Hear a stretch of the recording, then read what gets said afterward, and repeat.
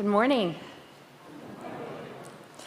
Welcome to First Parish in Needham, a Unitarian Universalist congregation of humanist, theist, atheist, agnostics, seekers, and interfaith families.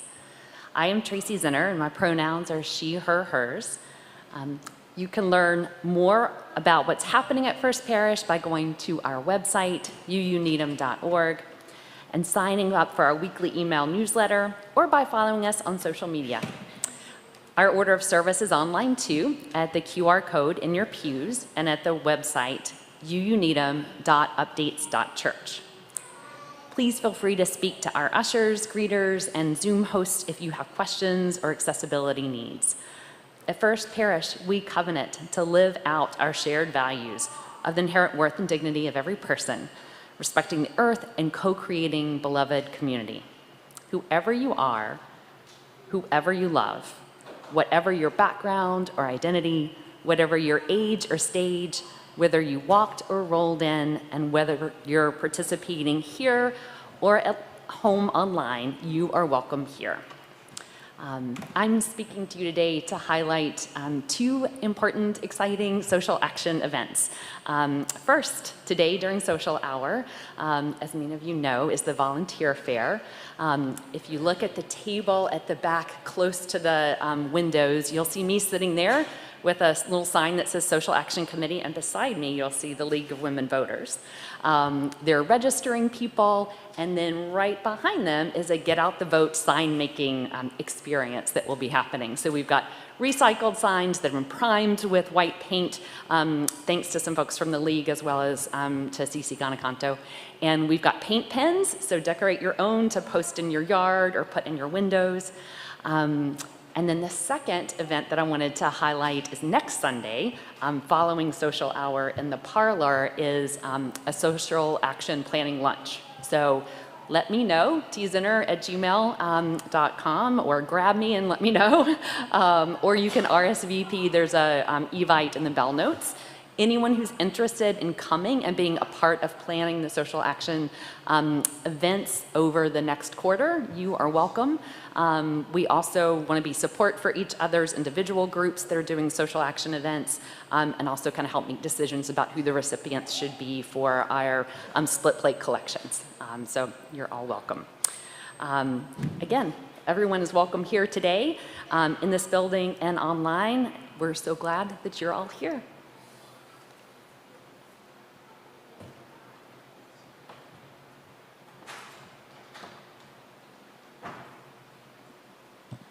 Good morning, everyone. I'm Dara Bryant's ministerial intern here, and I use she, her pronouns.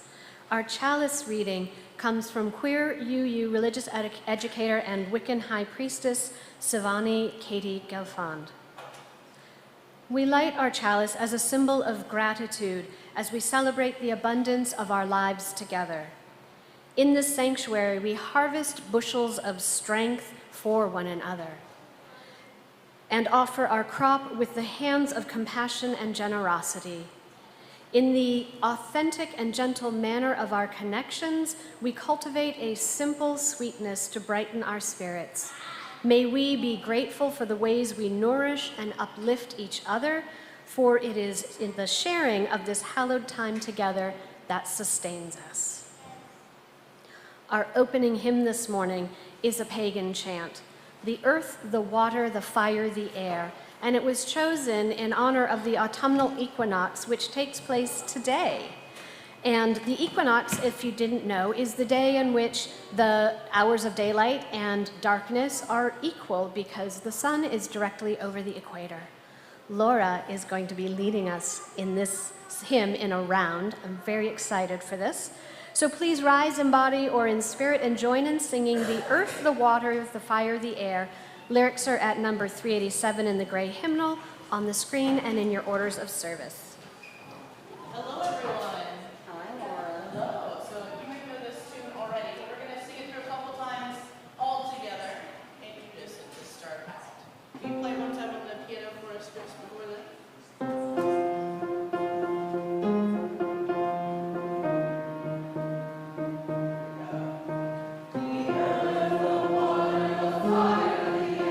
Return, return, return.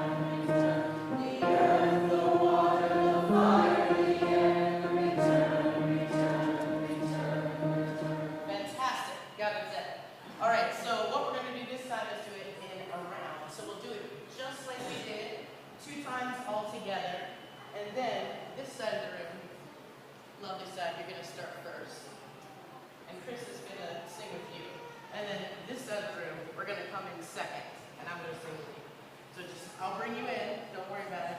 We'll be good to go. And then we're just going to keep going until we feel like ending, and then we'll end it. So 2 times all together, and then we'll do it in our rounds. Here we go. 1, and go.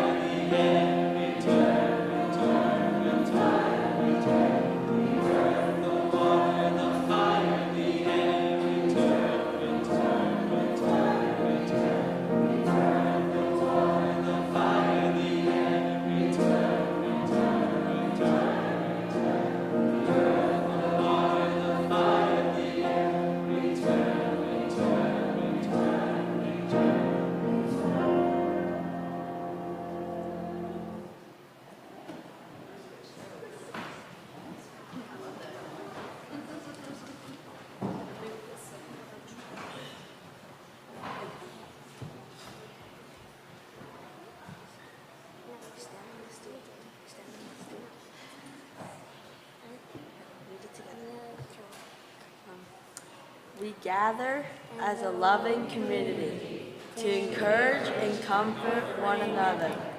We gather as a diverse community to support each other in our search for spiritual truth. We gather as a service community to live our beliefs through action and care for our world.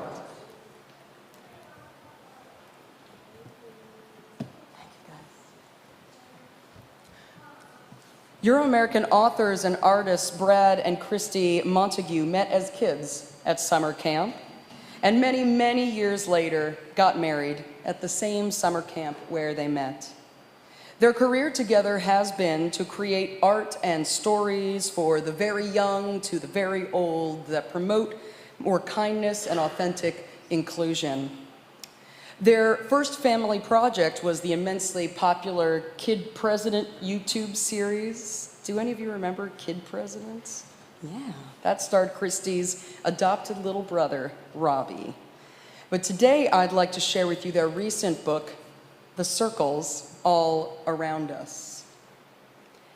Many of you know that if you find them helpful for participating in a Sunday service, we have fidgets and books and coloring pages every Sunday in the vestibule. And today we also have a special coloring and take-home pack from Christy and Brad themselves, inspired by the book we're about to read together. So you can grab a copy of it if you like, or you can take one later, or you can leave them for a future week, but they're back there if you want them. We begin by drawing a circle on the ground along each shoe.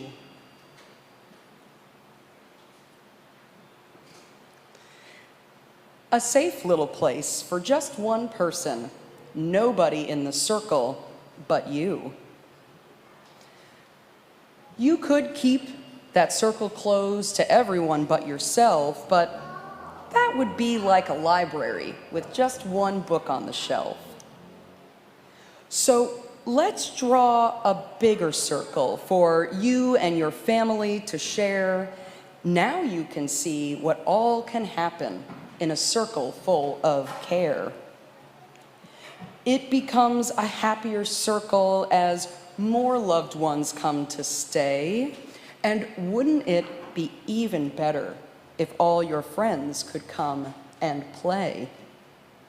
So you stretch and draw your circle even bigger than it's been, and let a few more people know they're welcome to come in. In the circles all around us, everywhere that we all go, there's a difference we can make and a love we all can show. Yet there are still so many outside the circle who are different in all they do. Though it may feel slightly uncomfortable, we draw a bigger circle for them too. It doesn't mean the circle is easy. It can get harder the more we share. But wonderful things can happen when love is known and felt everywhere. It's donuts, the wonderful things, donuts. As time passes, our eyes open. We see others we really care for. And that's when we ask ourselves, well, what's the circle really there for?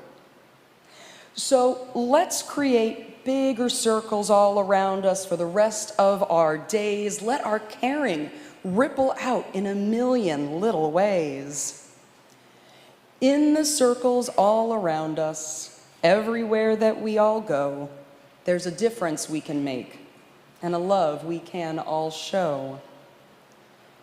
As our circles grow and grow, and we watch them wonder-eyed, remember, the first circle started with just the love that you hold inside. Here ends our story.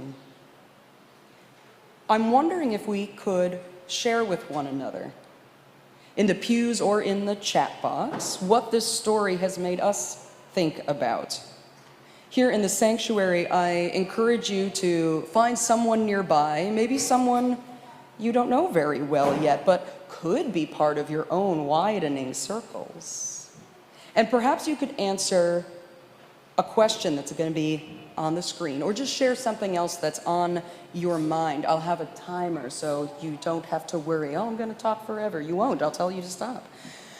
So we've got, how do you care for your own little circle? The love you have in and for yourself. What wonderful things have happened when you've widened your circles? How have you felt when you've been outside of a circle?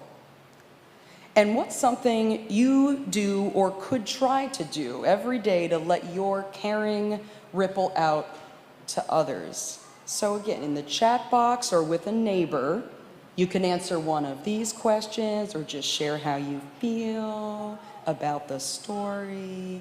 And we'll have like 3 minutes for sharing. And I'll ring our chime when we're in the halfway point so you know it's almost over. And you can switch. Shall we begin? Go find a friend. Go, go, go. Go share in the chat box. Go.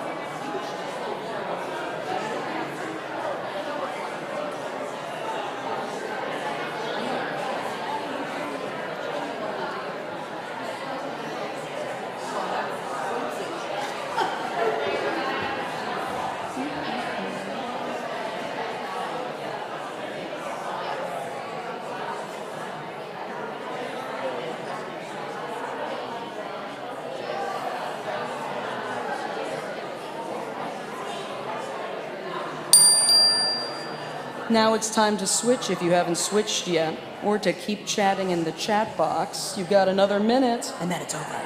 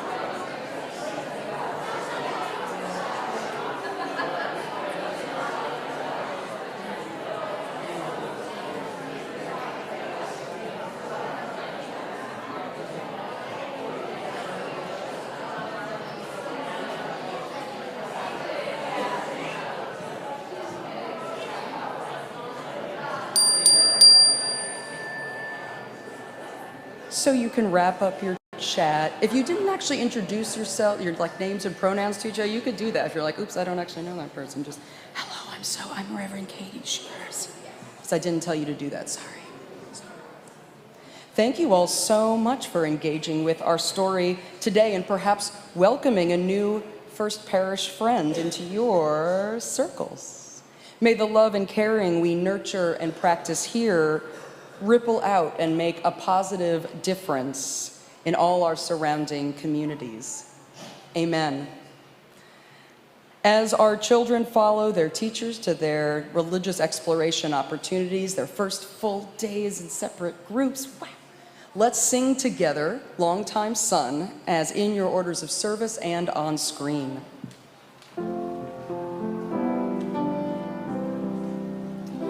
May the longtime sun shine upon you. All love surround you, and the pure life within you guide your way on. May the longtime sun shine upon you.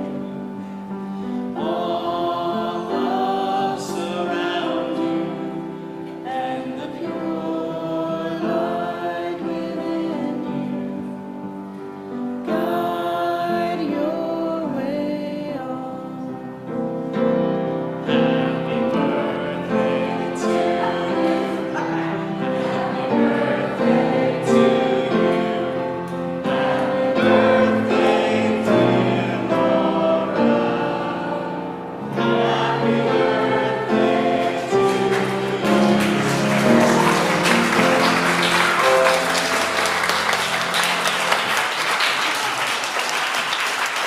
Thank you so much.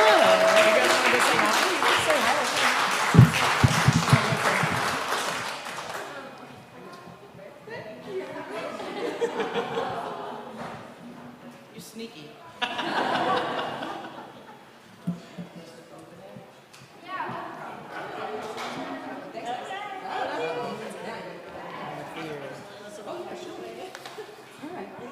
You guys want to head down? Hi, buddy. It's a special day.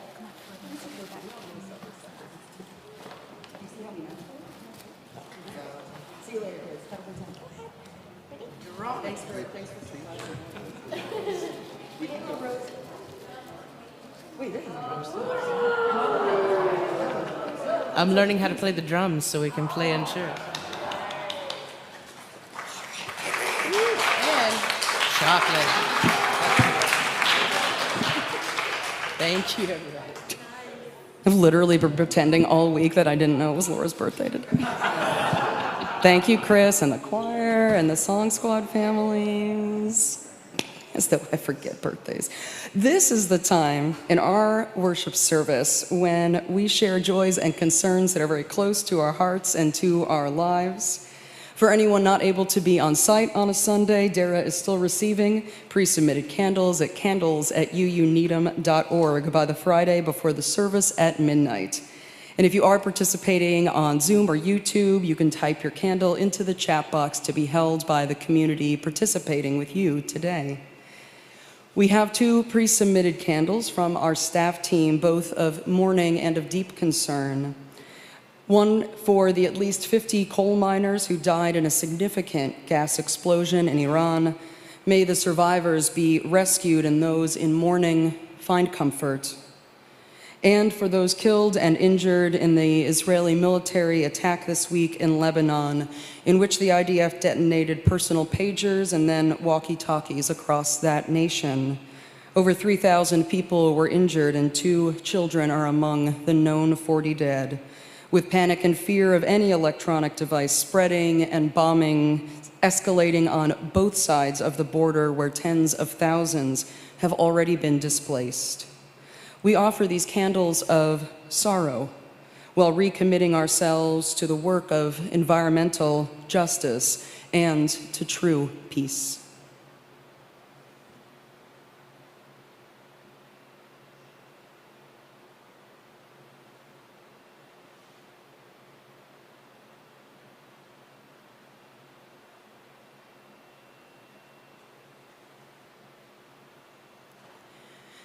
If you are in the building and have a joy or concern to share, please come forward, light a candle here, and then share your name, your pronouns, and briefly describe what is on your heart.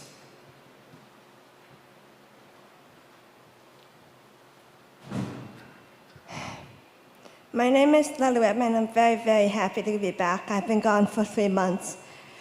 My dog had, up in Vermont, there's a field. And in the field, there are dirty puddles, things. And my dog got into it, and he got a nasty infection. He was on medication. He's fine now, but we have to bathe him weekly in the warmer months. Another thing is, I was sick. I'm better now, but I'm going to go look at an allergist. And I haven't been feeling great this weekend because I've had vertigo, but I'm a lot better now. And I'm very, very, very happy to be back in this church where I grew up.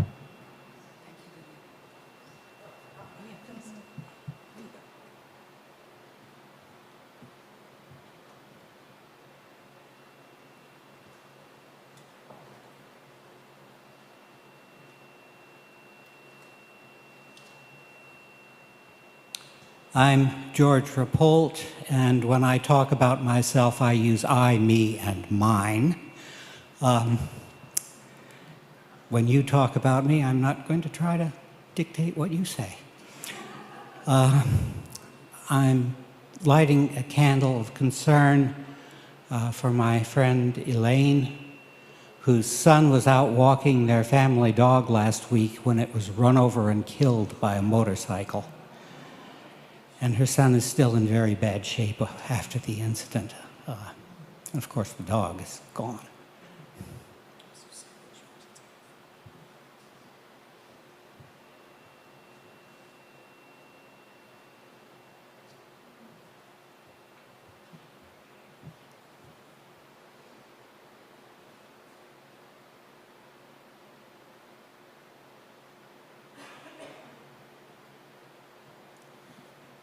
My name is Eric Bailey. I use he, him pronouns. I don't quite know how to follow that. We are a dog family ourselves, and that is crushing. So my sympathies, George. This is a candle of George. This is a candle of joy for our daughters. For many of you know that they grew up in this church from the ages of 4 and 2. They were dedicated on this chancel. Cassie, our older, is currently living in Australia, and she just ran the Sydney Marathon last week with a time of 3:55, which is pretty good. Zoe, our younger, over the summer, so she's in her 4th year at University of Virginia. Over the summer, she spent 10 weeks doing a transatlantic sailing adventure from the Virgin Islands to Gibraltar and then through the Mediterranean to Rome on a sailboat. And it was a life-changing experience for her.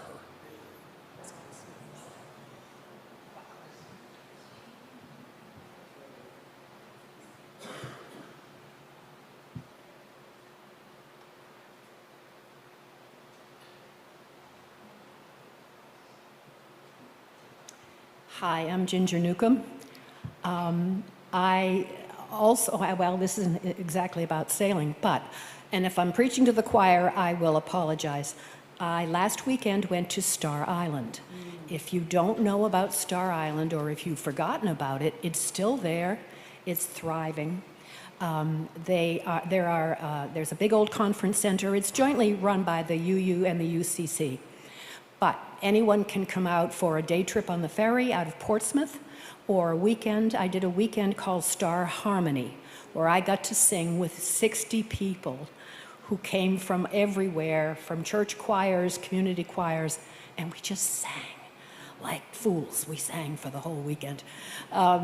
It's like summer camp for adults.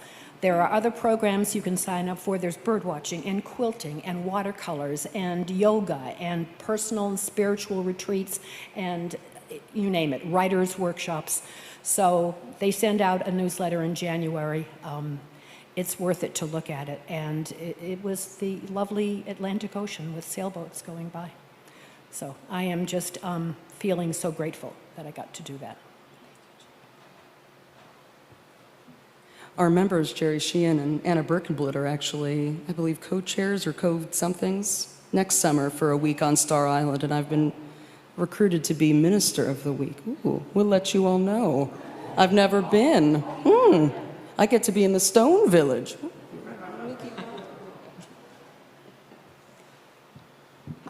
My name is Carol Alper, and I use she, her pronouns.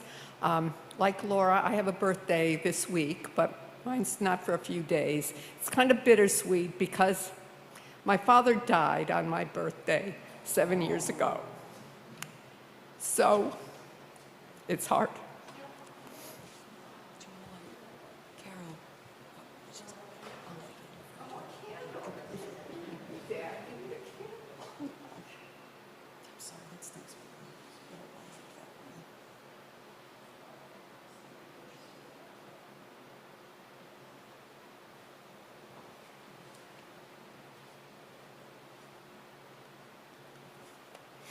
I'm Elliot Chkowski.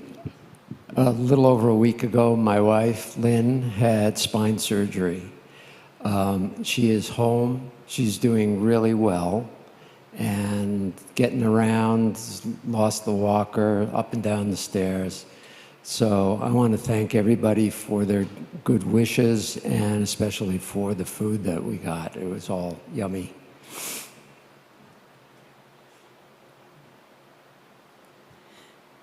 And you probably saw them here this morning. I'm Reverend Katie, she, hers, but my family has recovered from COVID. I still am testing negative, but will continue to test daily for a few days because of the exceedingly long incubation period.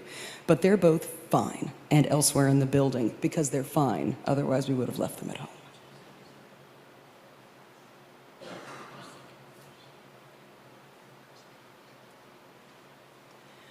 And now for all the joys and sorrows that remain silent in our hearts and for the prayers of our neighbors near and far, we light one final silent candle.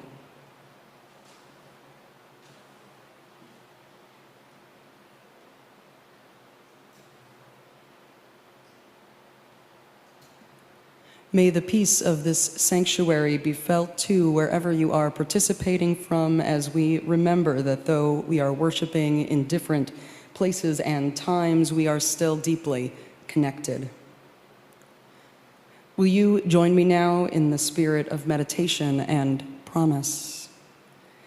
Let us take a deep breath in together. Find ourselves a settled and calm position wherever we find ourselves embodied in this moment, and keep breathing in and out. I offer you these words of promise adapted from Euro-American writer and educator Diane Ackerman. In the name of the daybreak and the eyelids of morning and the wayfaring moon and the night when it departs, we swear we will not dishonor our souls with hatred, but offer ourselves humbly as guardians of nature, as healers of misery, as messengers of wonder, as architects of peace. In the name of the sun and all its mirrors, and the day that embraces it, and the cloud veils drawn over it, and the uttermost night, and the plants bursting with seed, and the crowning seasons of the firefly and the apple, we will honor all life, wherever and in whatever form it may dwell, on earth our home and in the mansions of the stars.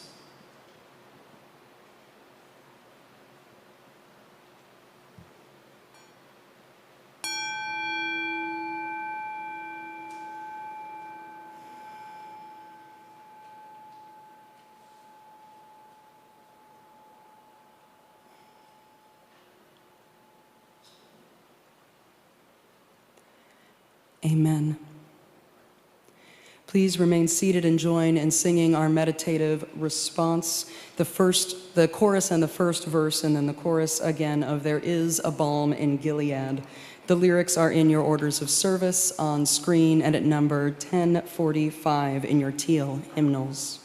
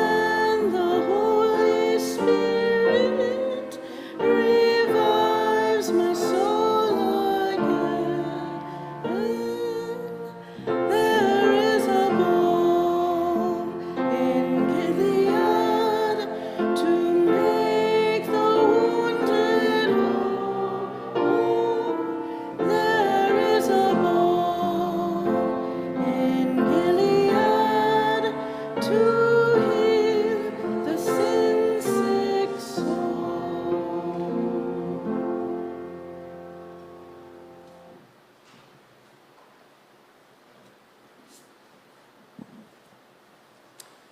This congregation has been supported by the volunteered time and treasure of its members and friends since its founding in 1711. This is the time in our service when we, the modern stewards of this church, offer what we can to build and sustain the congregation and the work we envision. For the month of September, we are giving our collection, well, we're splitting it 50-50 between First Parish and the Generic Ministry. The Generic Ministry is a Needham-based nonprofit whose volunteers gather, sort, and provide clothing, food, toiletries, blankets, and water to people experiencing homelessness on the streets of Boston. Generic Ministry volunteers drive its van into the city twice weekly to minister to the unhoused people in need. First Parish has been a proud supporter of the Generic Ministry since its founding over 20 years ago. Our members Rick Vincent, Ed Quinlan, and Will Rico are facilitating a clothing drive here at First Parish for Generic Ministry. The donation box is in the coat closet right outside the door there, and we would appreciate donations of warm clothing as we come into the cold months. If you are donating underwear, socks, and toiletries, please make sure they're new, otherwise gently used clothing is appreciated. To donate to today's offering, you can use one of the 3 methods outlined in detail in your orders of service. There's text to give. You can go on our website at uuneedham.org, or you can drop your donation in the collection plate as it comes past, or mail a check to First Parish. Whatever method you use, please do tell us whether it is for your pledge or for today's collection.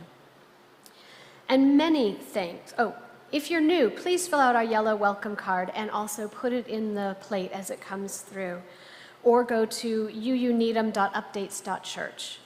And many thanks to Tracy Zinner for the beautiful flowers given in celebration of Tracy and Darren's 25th wedding anniversary.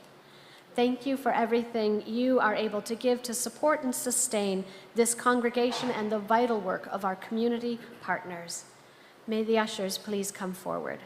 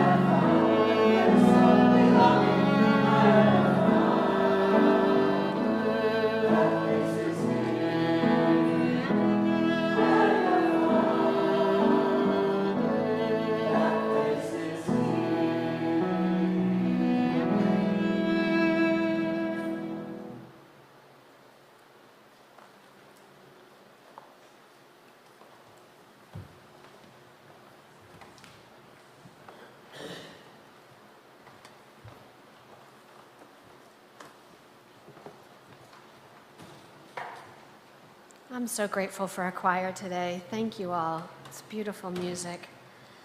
Our reading this morning is To the Fig Tree on 9th and Christian.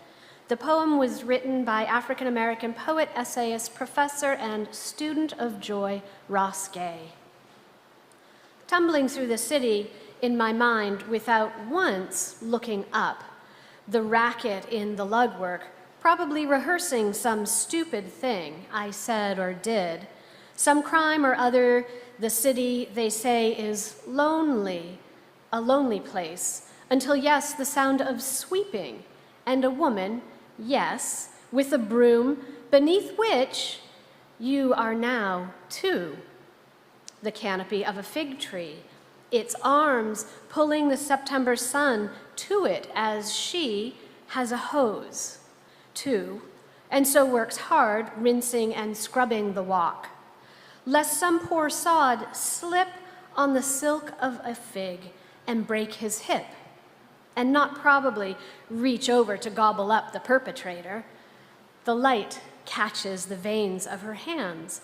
When I ask about the tree, they flutter in the air, and she says, "Take as much as you can, help me."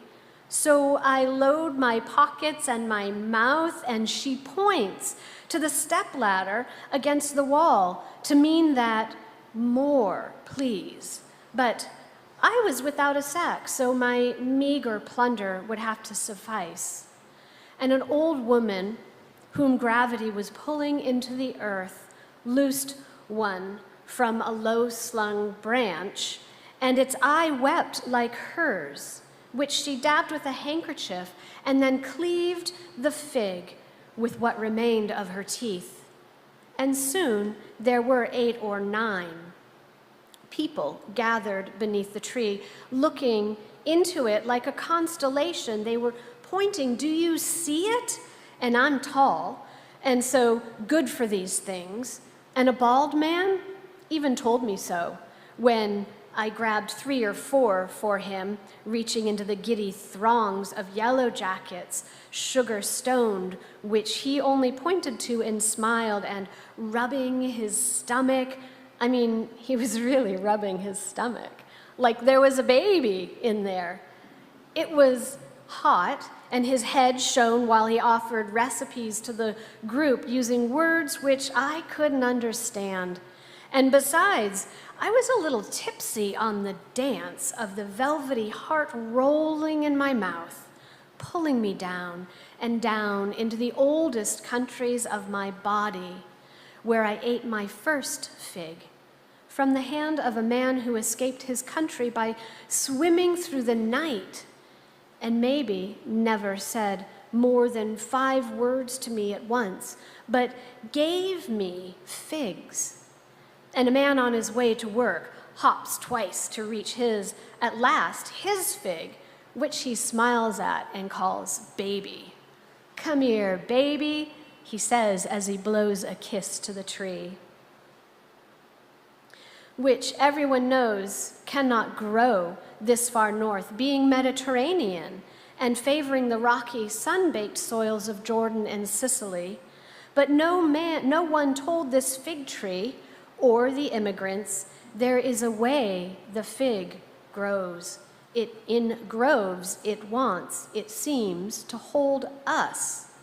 Yes, I'm anthropomorphizing. Dagnabbit, I have twice in the last 30 seconds rubbed my sweaty arm into someone else's sweaty shoulder, gleeful, eating out of each other's hands on Christian Street in Philadelphia.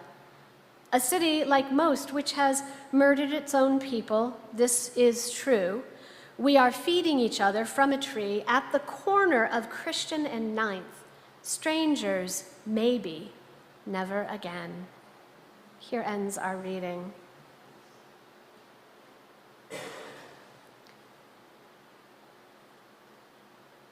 On a recent Tuesday, I was running late to meet a friend.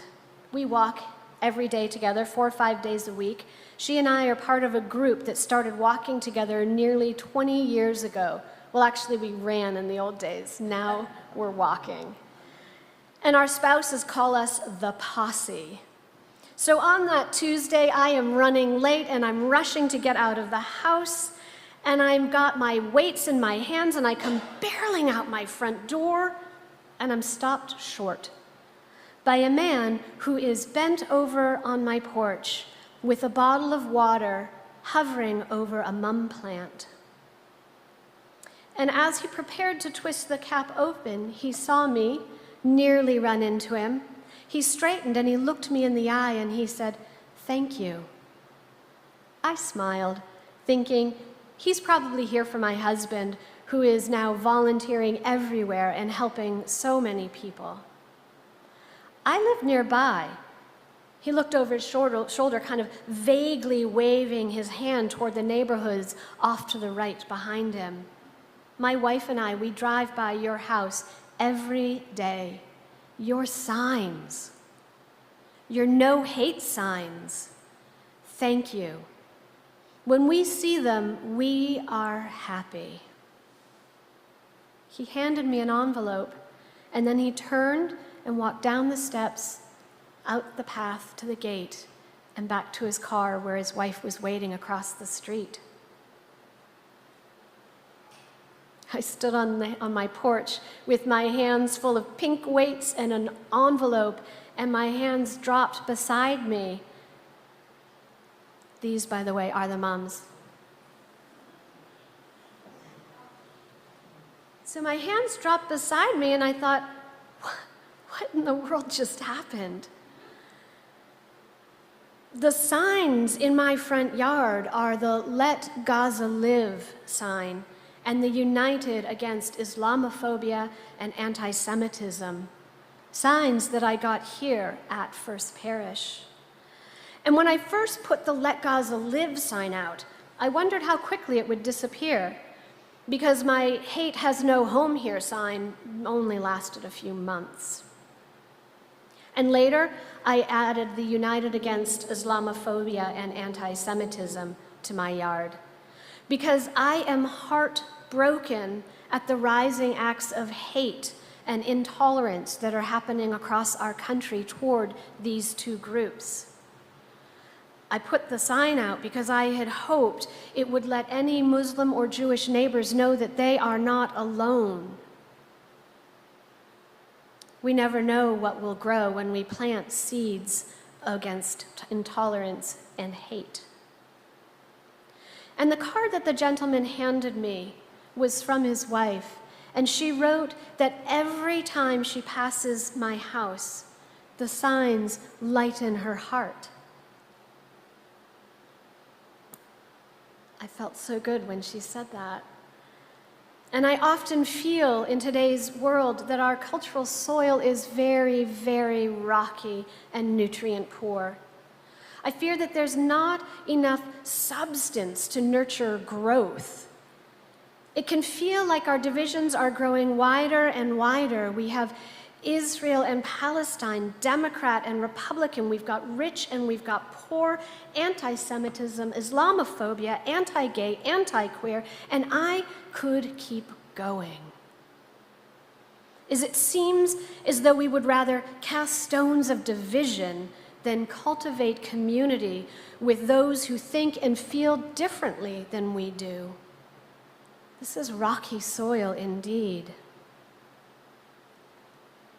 So, change of pace, but how many of you have been up to Acadia National Park in Maine? Yeah, it is so beautiful there, isn't it? Gorgeous forested hillsides and boulders peeking out among the trees. There are bogs and marsh, moss and ferns, deciduous and coniferous trees in abundance. It is rich with life. It's so rich with life that it is hard to believe that Mount Desert Island began as bare granite. Thousands of years ago, as the ice receded from the Ice Age, all that was left was bare stone. And it's hard to imagine how that barren landscape of granite could become the verdant park that we know it to be today. And the first life that grew on Cadillac Mountain's pink granite was lichen. Lichen, as you may know, is a partnership between fungus and algae. Fungi cannot produce food on their own. They rely on dead and decaying matter for nutrients, which is why you often see them growing on fallen logs and trees. Algae, on the other hand, can make their own food. They turn sunlight and water into sugars in a process called photosynthesis. In lichen, the fungus offers structure. It clings to the rock, offering a home for the algae, and the algae provides food for the lichen. Together, the fungus and the algae can survive on bare rock. That there sounds like a miracle to me. They are a perfect partnership for surviving in rocky soil. I'm not going to bore you with the full history of plant succession that built the soil on Mount Desert Island in Acadia, but if you are interested, I highly recommend the book Granite, Fire, and Fog by Tom Wessels. All I need you to know is that lichen were the first step to building and enriching the rocky soil of Acadia that now sustains innumerable plants, fungi, animal, insect, and bird life. It's interesting to me that the beginnings of this ecosystem came from a partnership between two organisms. Neither could do it on their own. Interesting for what it suggests about how we can learn to survive and thrive as we live in a world with very, very rocky soil. And yet, while new life can grow in rocky soil, I'm wondering about what we are currently doing that keeps the soil of our culture rocky and inhospitable. And I'm also wondering, what could we do to bring nutrients into that soil, making it possible for all of us to not only survive, but to thrive? So I'm going to tell you all, First Parishioners, something that I have noticed about First Parish. And it might at first be a little bit hard to hear, but I have known you and loved you for 2 years, and what I'm saying is coming from my heart and a place of love. You ready? You all have a scarcity mindset. I've asked Reverend Katie about where it comes from, and she mentioned that in the previous century, when there was a time when the congregation nearly voted to sell this meeting house because the finances were in such bad shape. I also heard stories about amazing abundance in this century, and that this abundance is maybe hard to trust because of recessions and pandemic. So, when I hear anxious conversations in meetings or in social hour about our choir that sometimes seems too small, or not enough children in our religious education or exploration classes, or the low turnout at First Parish events, I can understand very much where your anxiousness comes from. It arises from the rocky soil of First Parish's history, and it resides in the rocky soil of our broader white supremacist culture that tells us that bigger is always better and more is always better. This is rocky and barren ground to plant any seeds in. And I've got something else to tell you, and I need you to listen to me. Are you listening? Okay, here we go.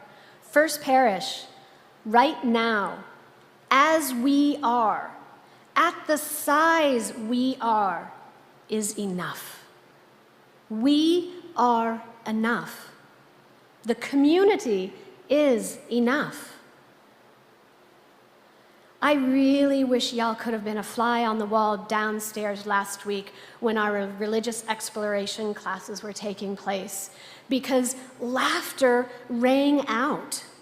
Voices were lifted in conversation and curiosity. Our children and youth were engaged. The teachers were delighted by their eagerness. They were having fun and they were learning. We have vigorous and vital seeds being planted in our religious exploration classes. The teachers could hear last week and see glimpses of the empathetic, caring, and vibrant adults these children and youth are becoming, the growth that we are helping to foster. We are enough. And this morning we were blessed with the prelude and the offertory by our amazing choir. It might be small at times, but it is mighty. The sound of voices lifted in harmony, whether there are 2 or there are 200, is a gift. We are enough. But every time we say we need more people, more children, more attendees, more volunteers, we are failing to see those who are here. We are negating their presence. We are failing to see the gifts of this community. We are failing to see who we truly are. And in only seeing scarcity, we are creating that rocky soil because we believe that we do not have much to give. Lichen not only survives but thrives because it's 2 organisms living in partnership. Together, lichen transformed the bald granite mountains of Acadia into a vibrant ecosystem. Have y'all ever wondered how relationships and partnerships nurtured here at First Parish are transforming the world? Those signs I put out in my yard, I already told you, but they came from here. They came from this community, from First Parish, from our relationships with the Needham Muslim Neighborhood Group, from our relationships with Temple Beth Shalom and Temple Aliyah and the other Jewish houses of worship in our town.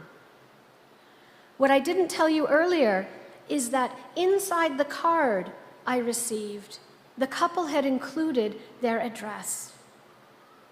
I never anticipated that the signs I put out could lighten someone's heart, that they could inspire someone to offer thanks and an overture of connection. So I wrote them a card of gratitude for the gift of beauty and for the courage it took to reach out to a stranger. And I invited them over for tea and conversation, a possibility of friendship and connection. And you, First Parish, made that happen.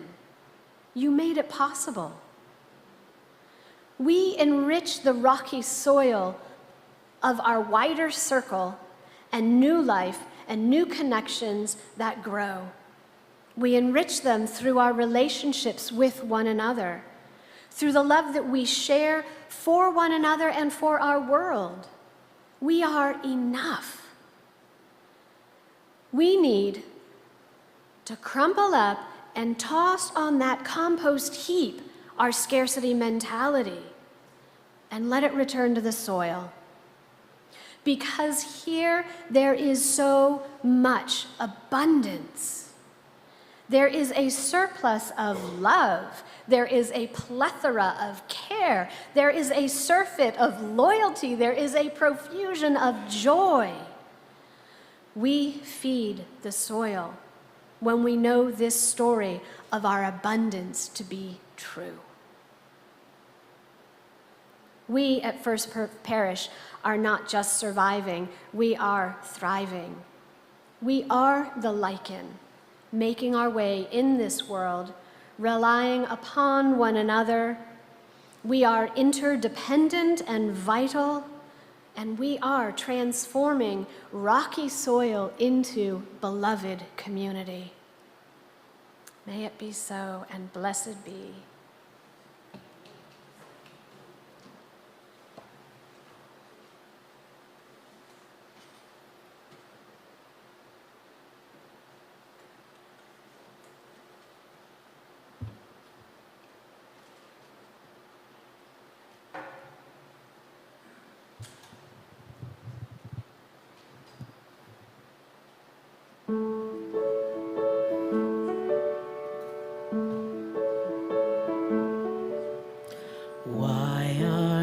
There's so many songs about rainbows and what's on the other side.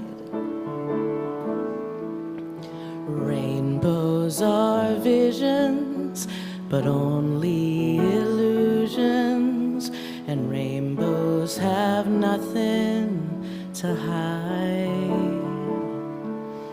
So we've been told, and some choose to believe it.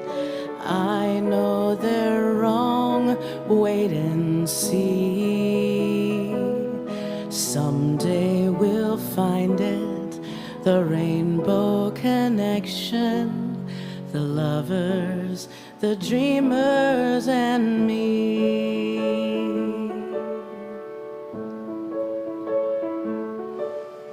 Who said that every wish would be heard and answered when wished on the morning star?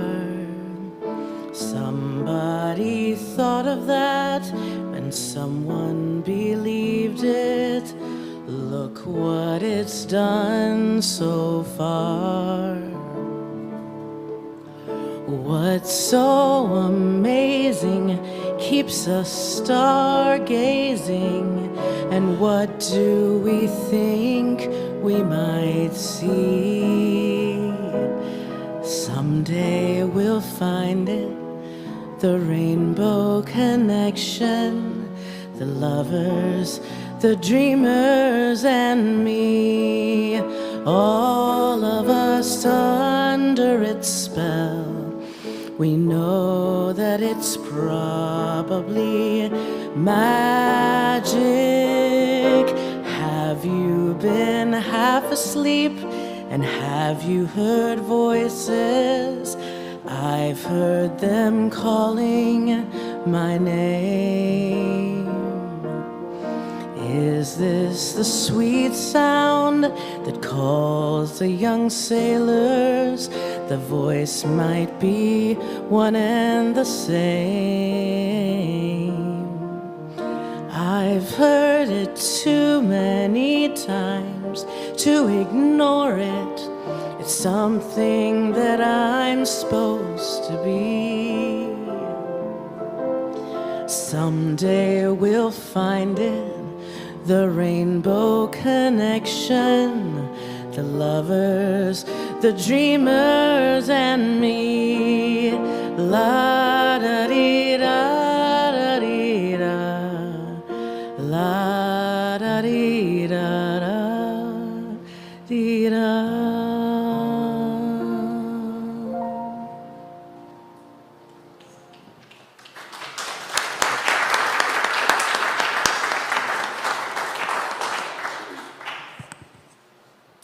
As always, beautiful, Chris and Laura. As we near the close of our service, let me share with you some of our upcoming events here at First Parish. For those of you who don't know me, my name is Emily LaPierre, and I'm the engagement coordinator here. You can please sign up for our Bell Notes e-newsletter on our uuneedham.org website, or read this week's edition in full right now through our online order of service at uuneedham.updates.church. All are welcome to our social hour, both on Zoom and in the parish hall following the postlude. We have lots going on. Today specifically, as Tracy mentioned, we have the volunteer fair happening during our social hour. We have our Get Out the Vote sign painting as well, and Reconnect with the Earth autumnal equinox ritual happening at 12:15 right after social hour on the front lawn. I think the weather is great. This upcoming week, we have Vespers starting back on Thursdays at 5:30. Creative Escapes is now back again on Fridays at 10:30. We have the Celebration of Life for Charlotte Gilson on Saturday, September 21st at 1 p.m., which is live streamed on YouTube. You can find that in your bell notes as well. Hybrid Lunch Bunch with Reverend Katie and Dara starts on Wednesday at 12:30.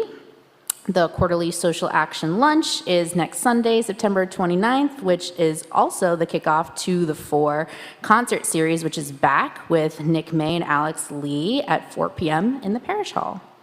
We also have next Sunday night, the book group, starting again for September 29th, 5:30 to 7 on Zoom, and some things looking a little bit further, but I wanted to mention them.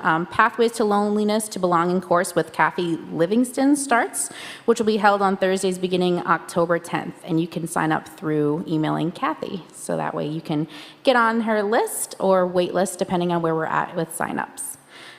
First Parish also now has a poetry box that has been beautifully constructed by Amy Chikala. Go have a look on our front lawn and please contribute your favorite poem or poems. Thank you so much to Amy. Again, for further details and more information on upcoming events with more details specifically, check out the weekly bell notes for descriptions and sign-up contacts. We always extinguish our chalice with words promising to carry its flame in our hearts until we are together again. No matter how long it is until we are all together again. Please join me from home or here in the building in saying words written by UU Minister Reverend Elizabeth Sell Jones. We extinguish this flame, but not the light of truth, the warmth of community, nor the fire of commitment. These we carry in our hearts until we are together again. Thank you.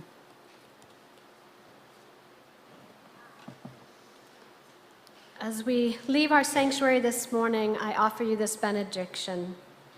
May you draw your circles wide, nurture the relationships taking root in rocky soil, offer love and compassion for a world badly in need of connection. May you plant many seeds and build community as you go. Our service begins when our service ends.